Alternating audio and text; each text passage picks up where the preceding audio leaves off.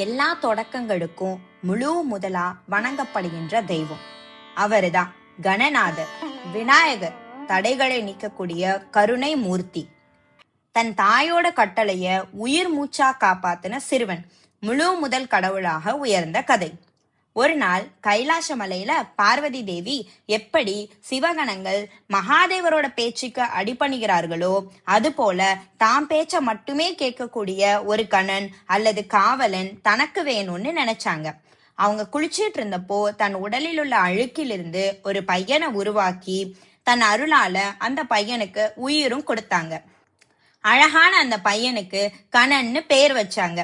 என் அனுமதியின்றி யாரும் உள்ளே வரக்கூடாது அப்படிங்கிற கட்டளையையும் இட்டு அவனை வாசல்ல ஒரு கோலோட நிறுத்தினாங்க.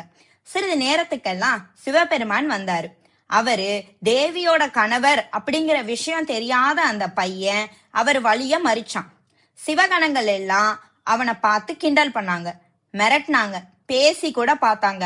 ஆனா அம்மாவோட கட்டளைக்கு மட்டுமே அடிபணிவேன் அப்படின்னு அந்த பையன் உறுதியா சொல்லிட்டான்.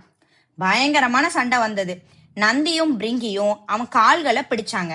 ஆனா அந்த பையன் அதுல இருந்து தப்பிச்சு கனமான இரும்பு கோலை வச்சு அவங்கள தாக்கினான். சிவகணங்கள் எல்லாம் பின்வாங்கினாங்க.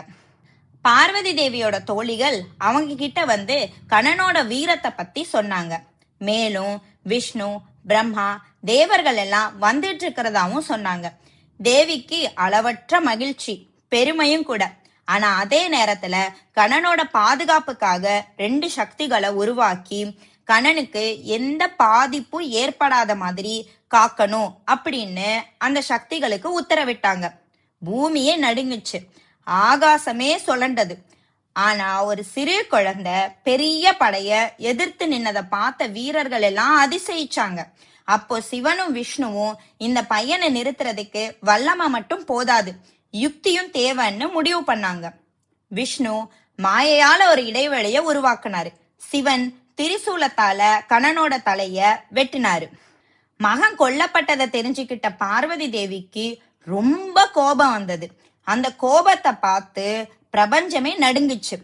எண்ணற்ற சக்திகளை உருவாக்குனாங்க. அந்த சக்திகள் எல்லாம் தேவர்களையும் பல ஜீவராசிகளையும் அழிக்க முற்பட்டாங்க.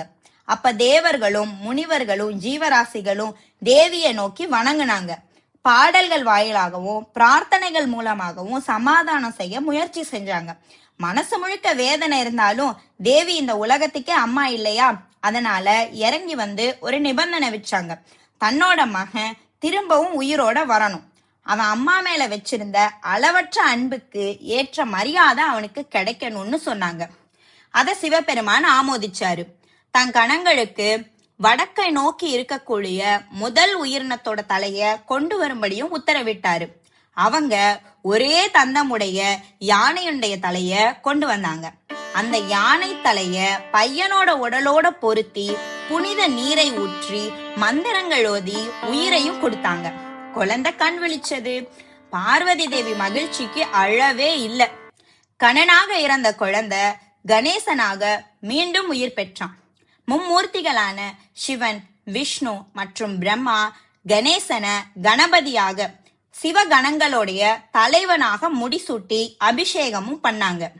கணேசனை முதல்ல நினைக்காம எந்த பூஜையோ விரதமோ பயணமோ அல்லது வேலையோ பயனையே அழிக்காது அப்படின்னும் கணேசன் தடைகளை நீக்கக்கூடிய மங்களத்தை கொடுக்கக்கூடிய அதிபதி அப்படின்னு சிவபெருமான் சொன்னாரு. தன் அம்மாவுடைய கட்டளையை நிறைவேற்ற அனைவரையும் உறுதியோட எதிர்த்து நின்ற சிறுவன் இன்னைக்கு உலகமே போற்றக்கூடிய கடவுளாக உயர்ந்து நிக்கிறாரு. மனித முயற்சி வெற்றியடைய வழி செய்யறாரு. எந்த நற்செயலையும் தொடங்கும் முன் முதலில் விநாயகரை மனதில் வைங்க. கைலாச வாசலை போல உங்க பாதையில் உள்ள தடைகள் எல்லாம் விலகி போகட்டும். ஓம் சாந்தி.